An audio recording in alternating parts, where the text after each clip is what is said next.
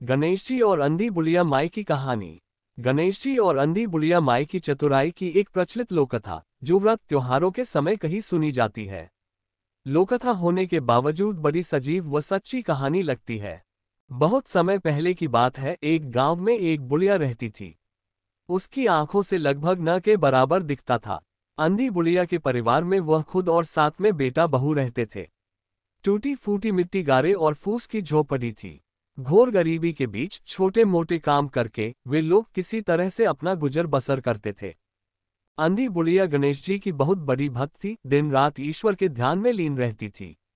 नित्य नियम से आरती वंदना अर्चना पूजा करती और प्रत्येक गणेश चतुर्थी के दिन व्रत रखती। रात्रि में चंद्रमा को अर्घ्य देकर ही अन्न ग्रहण करती। उसका सारा जीवन बस अपने इष्ट को भजने में ही बीता। वह हमेशा कहती रहती। गणेश जी अंधी बुढ़िया की भक्ति से बहुत प्रसन्न हो गए और बुढ़िया माँ को दर्शन देकर बोले, मैं तेरी भक्ति से बहुत प्रसन्न हूँ, तुम्हें एक वर देता हूँ, जो चाहे मांग लो। बुढ़िया माई का पूरा जीवन घोर गरीबी में बीता था, फिर भी उसमें गजब का संतोष था। माँ ने गणेश जी से कहा, आपके दर्शन हो गए, मेरे सारे मनोरथ पूरे हो गए, मुझे कुछ नहीं मांगना। गणेश जी मंद मंद मुस्कुराते हुए अपनी परम भोली भक्त से बोले, आज मैं थोड़ी जल्दी में हूँ, कल शाम को फिर आऊंगा, तब अपना वर मांग लेना। ऐसा कहकर गणपति अंतर्ध्यान हो गए। अंधी बुढ़िया माँ जैसे नींद से जागी, उसे विश्वास ही नहीं हो रहा था कि सचमुच भगवान ने उसे दर्शन दिए हैं। लेकिन उसके पास गहरी आस्था का बल था, इसलिए अविश्वास का कोई कारण ही नहीं था। वह सबसे पहले अपने बेटे के पास गिरती पति दौड़ी दौड़ी गई और हांफते हांफते उसे सारी घटना विस्तार से सुनाए। बेटे को माँ की बात का यकीन ही नहीं हो रहा था, पर माँ की अटूट भक्ति पर उसे पूरा विश्वास था। बेटा अपनी माँ से बोला, माँ, आप भगवान से ढेर सारा धन मांग लो, जिससे हमारी निर्धनता सदा के लिए दूर हो जाए। पास ही में बैठी बहू माँ बेटे का सारा वार्तालाप ध्यान से सुन रही थी। सास के पास आकर उसने बड़े उत्साह से मधुर स्वर में कहा, मां जी, आप हर समय कहती रहती हो, बच्चों के बिना घर बहुत सूना सूना लगता है। आप बप्पा से पोता मांग लो। अंधी बुढ़िया माँ सोच में पड़ गई, बेटे की बात मानूं या बहू की। काफी देर सोच विचार करते हुए अनमनी सी रही, पर दोपहर का खाना खाने के बाद वह डॉस में बतियाने के लिए चली गई। बातों बातों में बुढ़िया माई ने अपनी सारी रामकथा डॉसियों को भी कह सुनाए। पहले तो उन्होंने उसका खूब मजाक उड़ाया, फिर उसे समझाते हुए बोले, माए, क्या काम के हैं माया और नाती पोते, आंखों से तो तुम्हें कुछ दिखाई देता नहीं, और कितना जीवन शेष है।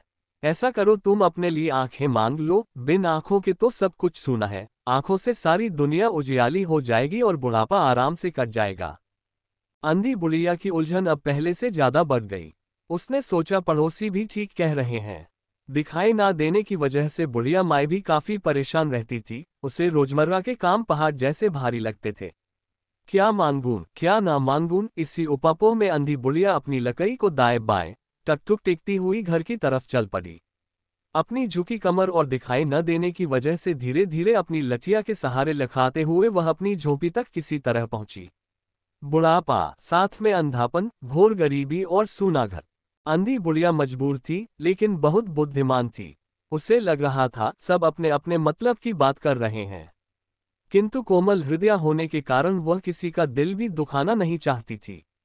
बेटे की इच्छा पूरी करे या बहू को खुश करे या अपना बुढ़ापा संवारे, यही सोचते सोचते कब उसकी आंख लग गई, उसे पता ही नहीं चला। खूब तड़के बुढ़िया माँ की जब नींद खुली तो वह खुशी खुशी गणेश जी के आगमन की तैयारी में जुट गई। आज बहू भी समय से पहले ही उठ गई थी। सास बहू ने मिलकर अपनी मिट्टी गारे और फूस की झोपड़ी की लीप पोतकर चमका दिया। साफ सफाई के बाद दोनों नदी पर नहाने गई। वापस आकर जब गणेश जी का भोग तैयार करने के लिए सामान एकत्रित करने लगी तो उनके आश्चर्य की सीमा नहीं रही। उन्हें अपनी छोटी सी रसोई वह सब कुछ मिलता जा रहा था जिस चीज की उन्हें जरूरत होती गई। बड़े प्रेम और श्रद्धा के साथ लड्डू, खीर, पूरी, हलवा, 7 सब्जियां, 5 रायते, कई प्रकार के चावल, पुए पकौड़े, तरह तरह की चटनियां, अचार, पापड़, फल, मेवा, मिश्री और भी न जाने कितने तरह के पकवान बनाकर 56 भोग की थाली सजा दी। हर तरफ से भीनी भीनी पकवानों की खुशबुएं आने लगीं। पूरा घर खाने की खुशबू से भर गया। ऐसे में मनुष्य तो क्या, देवताओं के मुंह में भी पानी आ जाए। रसोई समेटकर उन्होंने पूजा आरती की तैयारी शुरू की। शाम होने वाली थी। उनके पास गणपति का मंदिर या मूर्ति तो थी नहीं, बस एक पुराना लक्ष्मी गणेश वाला कैलेंडर था।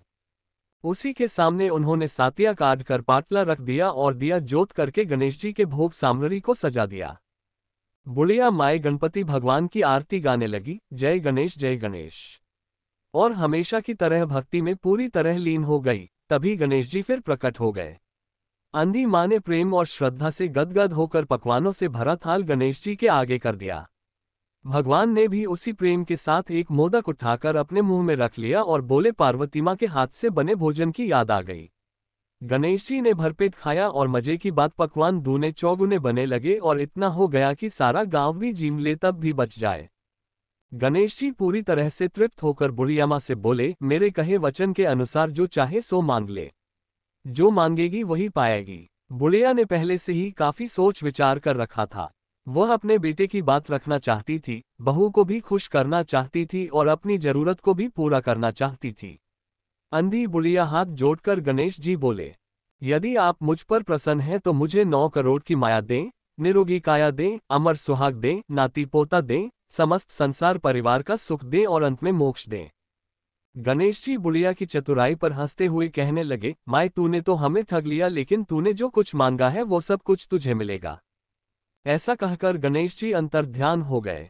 सारे गांव में बुढ़िया ने पकवानों वाला गणपति भगवान का प्रसाद बांटा। बुढ़िया माँ का घर धन धान्य से भर गया। बहू की गोद में पोता खेलने लगा, आंखों में रोशनी आ गई, झुकी कमर सीधी हो गई, परदेश गया पति लौट आया, बुढ़िया और उसका परिवार सुखपूर्वक रहने लगा। तो दोस्तों, ऐसे पौराणिक कथाएं सुनने के लिए हमारे चैनल भक्ति सागर को लाइक सब्सक्राइब अवश्य करें ताकि हमारी आने वाली वीडियो का नोटिफिकेशन आपको सबसे पहले मिले। धन्यवाद दोस्तों, हर हर महादेव।